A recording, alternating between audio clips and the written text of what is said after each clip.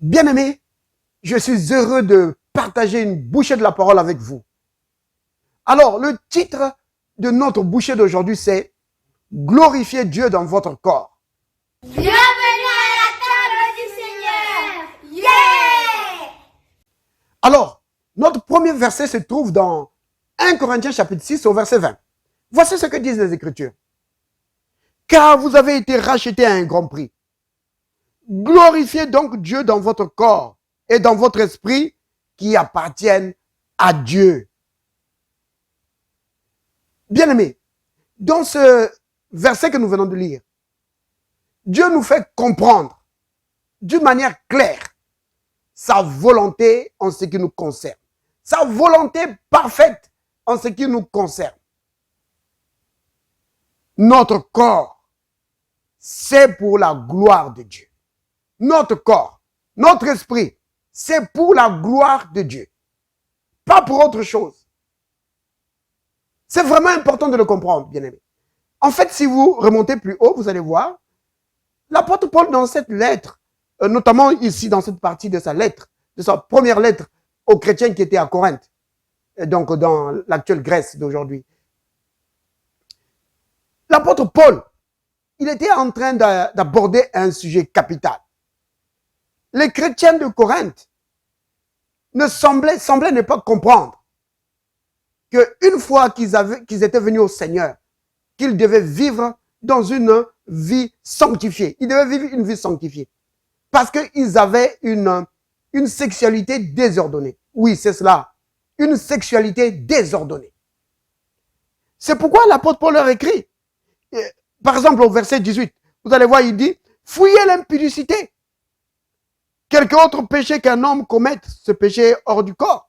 Mais celui qui se livre à l'impudicité pêche contre son propre corps. » Verset 19. « Ne savez-vous pas que votre corps est le temple du Saint-Esprit qui est en vous et que vous avez reçu de Dieu et que vous ne vous appartenez point à vous-même. » Voilà. Là, il dit ça. Il est en train d'aborder ici le fait de se garder pur. Le fait vraiment de vivre une vie sanctifiée. Celui qui vient au Seigneur doit avoir comme objectif de vivre une vie sanctifiée. C'est pourquoi il leur dit non. Ton corps ne t'appartient plus. Non, à toi-même, non. Ton corps appartient au Seigneur. Et bien plus que cela, ton corps est le temple du Saint-Esprit. C'est la maison de Dieu. Dans d'autres versions, il est dit, ton corps, c'est la maison où l'Esprit de Dieu se sent chez lui. C'est merveilleux, n'est-ce pas? Que Dieu se sente chez lui, dans ton corps. C'est merveilleux. Alors, un corps qui est réservé au Seigneur ne doit pas abriter toutes sortes de choses, vraiment, toutes sortes de débauches, de l'impudicité, de la prostitution, parce que c'est à ça qu'il se livrait. Alors l'apôtre Paul leur montre et dit, non, vous ne devez pas faire ça. Maintenant, bien-aimés, il y a quelque chose de très important qu'il faut comprendre ici. Que Dieu est contre toute chose qui souille son temple. Vous comprenez ça?